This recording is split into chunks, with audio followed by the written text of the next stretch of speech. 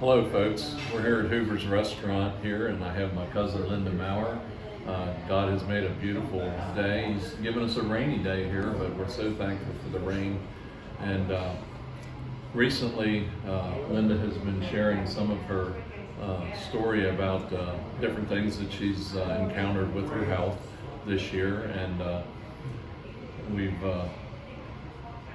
we've just decided that this particular story, which has such a miraculous ending to it, and beginning, if you will, we just feel that the need to share that with you, and we just wanted to bring the person that actually experienced God's miracle here for you. So Linda, would you like to tell the folks your story here? Okay. I guess I can start by saying this time last year, I had found a lump in my breast and called the doctor's office and found I couldn't get an appointment to see because I was then the lump. I was healthy to the end of December. Come the end of December, I went to my appointment and the computer system wasn't working right. So when I had asked to be able to have a mammogram, the doctor was very frustrated with the new computer system and told me to go down and make an appointment to get a mammogram. I go down, and he would see to it that the orders would finally get down there. I go down, and it was going to be several months before I'd have an appointment. And as she was setting me up, the nurse was setting me up, she says, "Wait a minute, we have a cancellation in a couple days. Could I be there to have my mammogram?" I had the mammogram. Then I get a telephone call saying they wanted more views. Another cancellation, and I was in within a couple days. Then for the ultrasound, because they decided they needed an ultrasound, so another cancellation, and just a few days later, I was in. At that point, I'm saying to myself, God is working here. This is serious. In February, I was started on chemo. And I had 6 rounds of chemo, 4 different medications in each 3-week treatment. I had absolutely no nausea the whole entire time. I was given medicine to take for nausea. I never took any of it. That in itself is another miracle. Wow. The tumor shrunk so much that it could not be felt, and hardly showed up at all on the ultrasound in the surgeon's office. Anyway, when they had a lumpectomy, that was very successful. The tissue around the tumor was all healthy tissue. Only one lymph node was involved, and it turned out to be cancer-free. So the surgeon got to tell me, as of this day, you are cancer-free. Then I was told that I should have some radiation treatments to help prevent any cancer from wanting to grow in the very same area. And they started me on immunotherapy treatments. I had the first and the second treatment. And for the third treatment, they found that my port broke. It didn't work that day. I had my treatment, but it was in my arm. I was sent for a chest x-ray, and about an hour and a half after the chest x-ray, I went on to my patient portal and got to read the results of the chest x-ray, which said the distal portion of the catheter of my port broke and migrated to my heart. Now, Linda, could I ask you to tell the folks what a port actually is? Could you tell them what a port is? A port is inserted underneath the skin, and it provides an area for medication to be given. They can also take blood if they want to use the port for that. And it's easier on our bodies than always having the powerful chemo drugs being put into our veins in our arms. So I agreed to have a port put in. So. Is the port painful in any way? No, the port's not painful. The port's not painful. When it broke, I had no idea that it broke. So no pain before? No pain You before. found out this broke, or and No. then, as you're about to say, that when it broke off, no pain? No pain. I would not have known anything was going on. Okay. The last line said, of this report, said patient is not in distress at this time, but they were sending this information as soon as possible to the doctor. I didn't hear anything from anybody until the next day, so I was relying on God to keep me calm. God always helps keep me calm. And I was set up 2 days later to have the broken port removed, a new one put in, and an attempted removal of the foreign body that was in my heart. The surgeons here was unable to safely remove it, saying every time he got a hold of it and went to move it, it sent my heart into tachycardia, and he said I was going to cause more harm than good. Wow.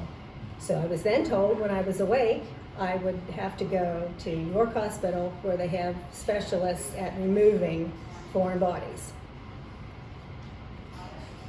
It took weeks before I was able to have an appointment with a cardiac surgeon in York. We go to the appointment, and after spending time reviewing my history and everything that happened so far, that surgeon said, I don't understand why they sent you to me first. You need to speak to one of our electrophysiologists. That's the name of the specialist that has the extra special tiny tools to go up through the groin and into the heart to do the removal. That surgeon, on his own, offered to just walk down the hall and talk to these people. He was gone for a little while, and when he came back, he said, they will do it. I will get a call in a few weeks when they could put me on the schedule to have them attempt to remove it. Now, just so you know, when they did their research to see how in the world to remove this thing, there's no reported case in the United States of anybody removing one. Wow. Now, can you explain to the folks, you were explaining to us earlier, how the broken off piece of port, how it was in your heart? Some folks might not understand how it would even get there. Okay. The electrophysiologist used these words and this particular hand shape. This is your heart. Most people know there are 4 chambers of the heart, but the chambers are not just open space in there, because the heart is a muscle. At that point, he opened up his hand and wiggled his fingers, and he said the words, the heart muscle is full of fibers and veins all wound up together. And the foreign body that was in my heart was wound up in all these fibers. So they were going to set me up to have it removed. That was on a Thursday. Friday morning, I get a telephone call saying they have a cancellation on Monday. Could I be there at 11 o'clock? What do these cancellations over this course of the year with the cancer treatments and now this port here, what do these cancellations signify to you? To me, they're little miracles. To me, God was helping me to be able to get done what needed to be done. Anyway, I go on Monday to have it done, and I had to wait and wait and wait, because when the electrophysiologist was in the room starting to explain to me his story with his heart hands, he got a call in an emergency, and he had spent the next 3 hours helping someone who was in distress. Then he comes in, and off we go to have this attempted removal. And one of the last things he told me was, he couldn't say that he even had a 50-50 chance at successful chance at removing that, and that if he couldn't successfully remove it, the next step would be open heart surgery. That's what I went to sleep with, hearing him say that. But knowing that God knew what was going to happen, God always knows what's going to happen, and I've trusted him in my life for so many things. Amen. And so I was hoping for a successful outcome. I wake up, surgeon comes in, and he's so happy, saying that he successfully removed it. As it turns out, I do have the piece in my hands Wow. that was removed. It's a little over 4.5 inches of flexible tubing that was wrapped around the fibers of my heart. And he got it out. To me, that's another miracle.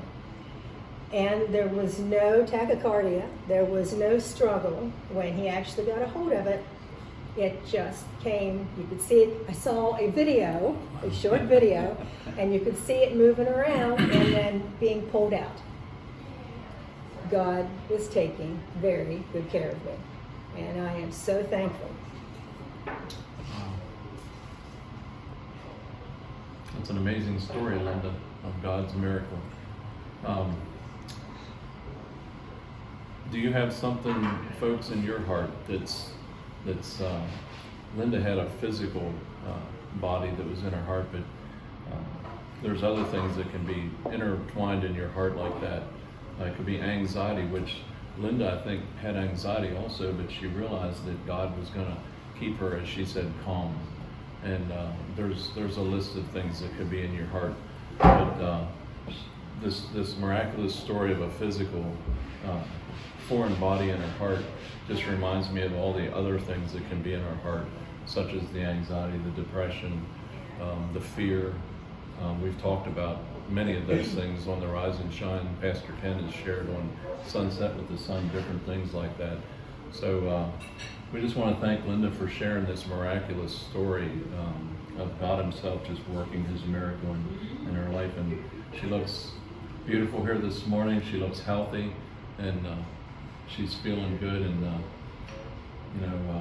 I think you can take this true miraculous story that Linda has had happen in her life and apply it to your own and different things that you encounter. So you have anything else you'd like to share with the folks, Linda? Well, I was trying to think if there was anything I'd like to share, and for most of my life, one of my favorite verses is Philippians 4:13. I can do all things through Christ who strengthens me. That means all things. That means even having a foreign body in my heart and trying to take it easy, not get excited, not become fearful. I didn't want Satan, who's the father of lies, to get me to the point where my body might go into distress. I just didn't want that to happen, so I trusted God would get me through. That's an amazing story. Well, we thank you for joining us here this morning. I'm going to ask the videographer here to end this with a prayer, just a short prayer. Chris, could you offer just a short prayer before we end? And we thank you. Absolutely. Dear Lord, our Father, we give you praise and we give you thanks for Linda's testimony. This is a living witness, Lord, that you are working in people's lives. I hope that everyone who watches this video, everyone that listens to this testimony will understand the truth that has taken place here. That even though a worldly problem was affecting her life, a spiritual one was the answer. We thank you for this, Lord. In Jesus' name we pray. Amen. Thank you, Chris. Thank you.